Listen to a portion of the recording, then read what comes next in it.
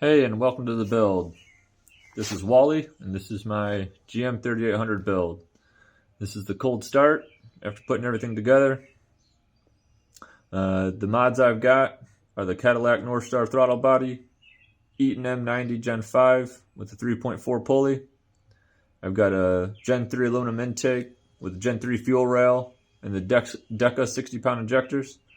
The valve train I've got in it is the XP RPM cam from ZZP. 7-inch push rods with the 1.65 rockers, and I've got the 136-pound springs in there. I've got the JE ceramic coated pistons with an 8.5 1 to compression. I've got a 3-inch power log headers with ceramic crossover pipe. I'm running for fuel pump is the Deutschwerks fuel pump with I believe it's the 2300 series. Shout out to Fiero. He supplied the mounts for me.